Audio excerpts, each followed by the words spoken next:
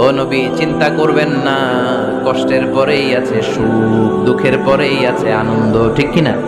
কষ্টের পরেই সুখ, সুখ এটা দুঃখের পরেই থাকে। আল্লাহ সেটআপটা এভাবেই করেছেন। দুঃখ, কষ্ট, বিপদ আর পরীক্ষায় মুমিন ভয় পায় না, কারণ মুমিনের হারাবার কিছু নাই, ঠিক কিনা?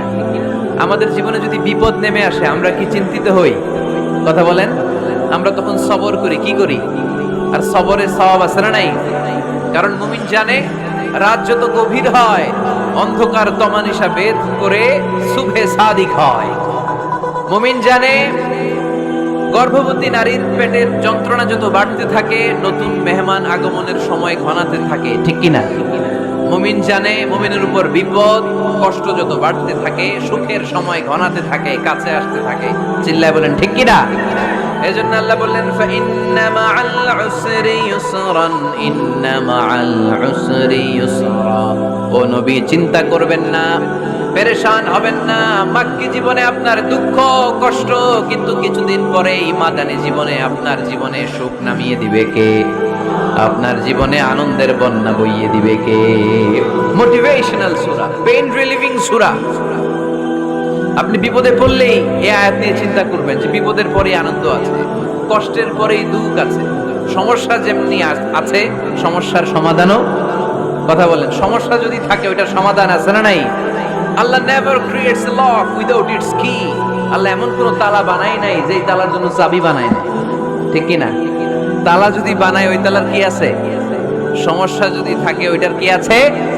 এজন্য কষ্টের পরে আনন্দ, দুঃখের পরে সুখ চিন্তা করার সুযোগ নাই। সবশেষ আল্লাহ গাইডলাইন দিলেন। প্রথম গাইডলাইন, ফাইদা ফারাগতা ফানসাব ওয়া ইলা রাব্বিকা ফারগাব। ফাইদা ফারাগতা ফানসাব। হে নবী, যখন আপনি দাওয়াতি কাজ করে করে, রাষ্ট্রীয় কাজ করে করে একটু ফুরসাত পাবেন, অবসর পাবেন, ফানসাব ফিল ইবাদা, আপনি একটু ইবাদতে মশগুল হয়ে যান, আপনি একটু দোয়ায় মশগুল হয়ে যান। ওয়া ইলা রাব্বিকা ফারগাব, আর আপনার রবের দিকে মনোনিবেশ করুন। ব্যথা যদি পান, কষ্ট যদি পান, আমারে বলেন, অন্যরে বলেন না।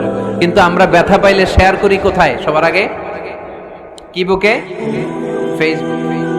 কষ্ট পেয়েছি, দুঃখ পেয়েছি, কোথায় শেয়ার করি? কেউ যদি আমারে কষ্ট দেয়, আমি বদলা নিতে চাই, ঠিক কি না? কিন্তু ইসলাম বলে বদলা না নিয়ে বদলে দাও। কি করবেন? বদলা নিও না, বদলে দাও। আল্লাহর কাছে বল, বন্ধুর কাছে বলার আগে, স্ত্রীর কাছে বলার আগে, ফেসবুকে শেয়ার করার আগে কষ্টের কথা শেয়ার করব কার কাছে? বিশ্বনবী সাল্লাল্লাহু আলাইহি ওয়াসাল্লাম আমাদেরকে এটাই শিখিয়েছেন। এই শিক্ষার মধ্য দিয়ে গোটা বিশ্বকে তিনি চেঞ্জ করে দিয়েছেন। তার নাম, আওয়াজ করে বলতে হবে, তার নাম মুহাম্মদ সাল্লাল্লাহু আলাইহি ওয়াসাল্লাম। এই সূরা থেকে আমাদের জন্য শিক্ষা হচ্ছে, আমরা বিপদে আপদে সব সময় ভরসা রাখবো একজনের উপর, তিনি কে?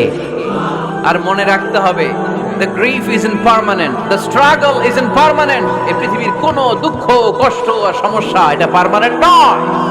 সমস্যার পরে সমাধান আছে, দুঃখের পরে আনন্দ আছে।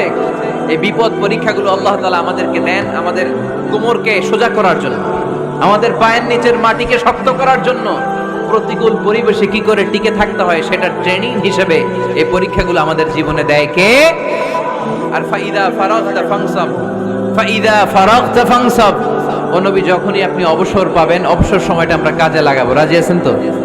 আমরা অনেক সময় অবসরকে কাজে লাগাই না, কিন্তু যখন খুব বেশি ব্যস্ত হয়ে পড়ি তখন আমাদের মাথায় আসে, হায় রে, অবসর যদি কাজে লাগাইতাম, অবসরে পরীক্ষার পরে 3 মাসে যদি পড়তাম, আজকে ইউনিভার্সিটিতে চান্স পাইতাম, ঠিক কিনা? এজন্য যুবক ছেলেরা, অবসর নষ্ট করা যাবে না, এগুলোর কাজে লাগাতে হবে। আর বিপদে আপদে সবসময় ভরসা রাখতে হবে একজনের উপর, তিনি কে? আজকের এই প্রোগ্রাম বাস্তবায়নে যারা সহযোগিতা করেছেন তাদের সবাইকে আমি শুকরিয়া জানাই।